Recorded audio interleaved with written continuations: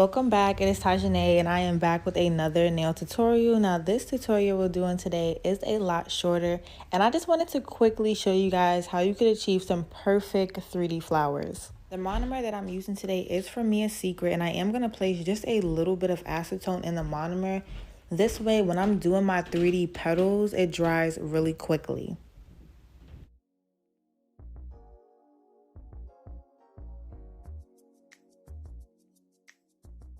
Like I said, I did only place a little bit of the acetone inside of the monomer, and I'm also going to show you guys how I'm picking up my beads. And like I said, how we get these 3D flowers to be super perfect, because y'all look, springtime is coming up and nobody is trying to sit there and wait and work with runny acrylic or trying to create these flowers. Everyone does their acrylic flowers differently. Me personally, I like to place a rhinestone where I know the center of the flower is going to be, and I'm using the very tip of my brush to pick up a small bead. Now once that bead is glossy, I did dry it out and I'm going to place it a little bit close to the diamond, but not too close because we still have to press this down. After getting my brush as pointy as possible, I did start to press down towards the center of the bead. I know y'all see that tiny chunk of acrylic powder that's on the side, but y'all can't see it. This is not mine that. Anyway, I did go back and continue to press down on the bead if I wanted the bead to be a little whiter. So I was going back into my monomer here and there.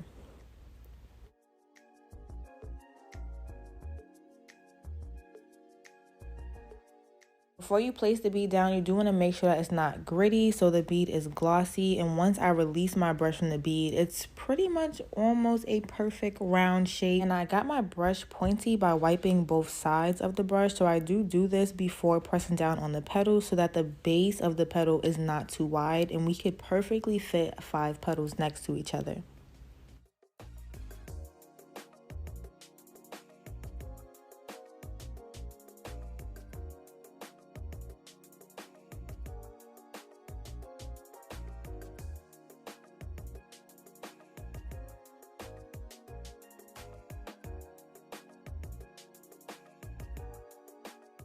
When you first place the bead, you don't want to place the bead too close to the other one. I do just leave a little bit of space between the diamond and the previous bead.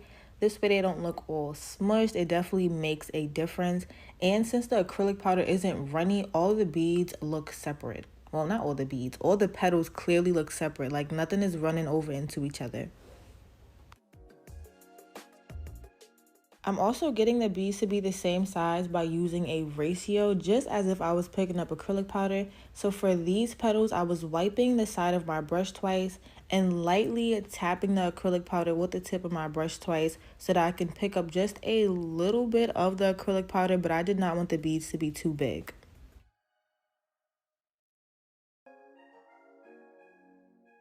I did want to zoom out just a little bit so you guys can see that I wiped my Dap & Dish twice and then I went into my acrylic powder very lightly twice so I could get this size petal. And all the petals are the same size for the most part, and I really feel like this was the most perfect flower that I've made thus far. So I'm really excited about this upcoming season.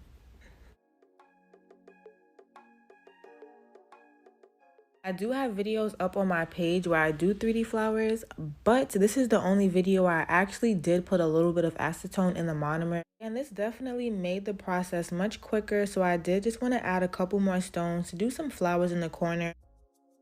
Glue down the rhinestones, I'm going to be using my Zule Bling Glue, and I'm using a wax stick to pick up the rhinestones.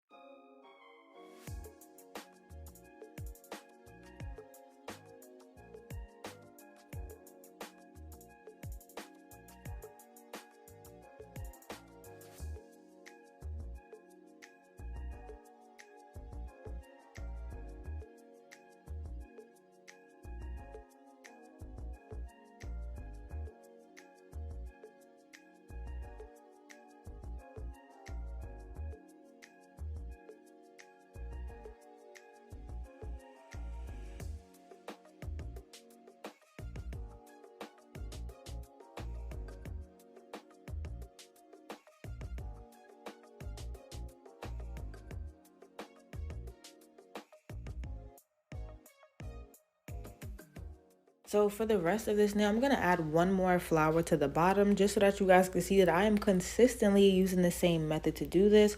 I really love how these flowers came out. And if you recreate this look, I would love for you guys to tag me in your post so I can repost them.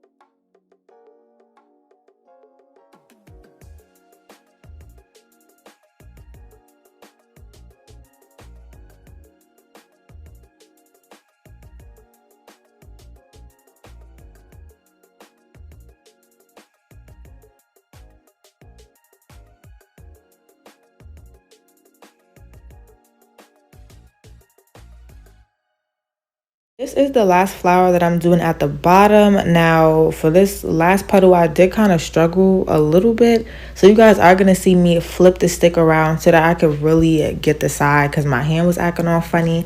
But nonetheless, I do hope that you guys enjoyed this short tutorial. I did leave this in real time so that you guys could see how long it's actually taken me to do this.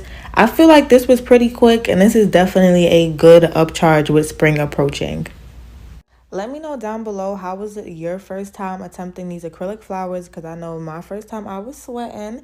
And if you enjoyed, feel free to like, comment, subscribe, and I'm going to see you in my next tutorial.